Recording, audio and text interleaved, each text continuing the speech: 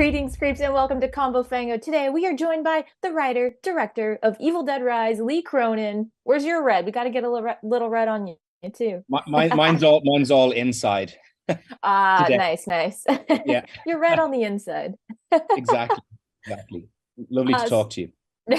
I had a blast with this. Obviously, I got to see it at the Overlook Film Festival, and that's just like the perfect audience to watch Fantastic. something like this. You Yeah. built in a lot of Easter eggs in there. I'm not going to spoil anything, but how important was it for you to strike a balance between like the movies that came before about, but also making your own totally new beast?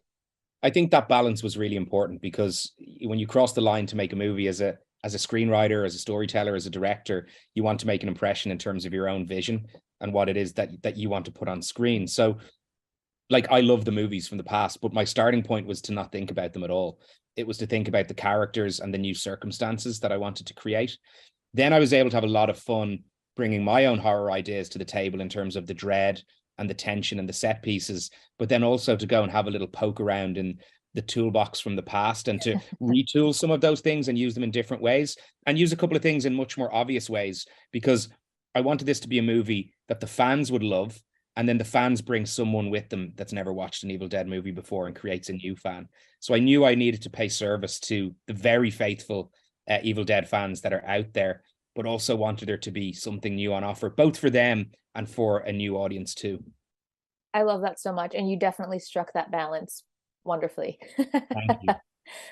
Speaking of striking a balance, there's a delicate balance when you're playing with, you got to strike the balance between gruesome, brutal, and then just plain mean. Was it important Mhm. to you?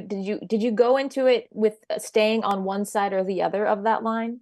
Yeah, I mean was never something I thought about. And as bizarre as it sounds, despite how kind of like, crazy the movie is and how horrific it is at times, I wanted to play it as the best to the best of my ability in a fun way. That was kind of how I looked at it.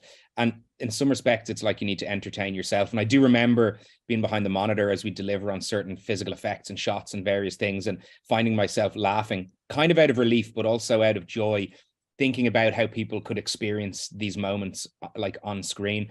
But for me, I wanted, first and foremost, I wanted it to be entertaining. And that was one of the things that I really you know, kind of drove. It was my one rule in terms of approaching to like, is this entertaining as a moment? Is it entertaining in the context of everything else that's happening in the story? So even if someone is scared, and even if it's really over the top, is there some laughter behind the scream? Is there some more screaming after the laughter? It was trying to just get that whole blend right. And that was the really fun part. When you get your footage into an edit and you really start to like hone in and refine what it is that the experience of this movie will be. It was miraculously not mean, I have to say. It was fun, and it was there's a lot of times when it's in danger of like this could go mean, and then somehow you managed to not. So well done. Thank you.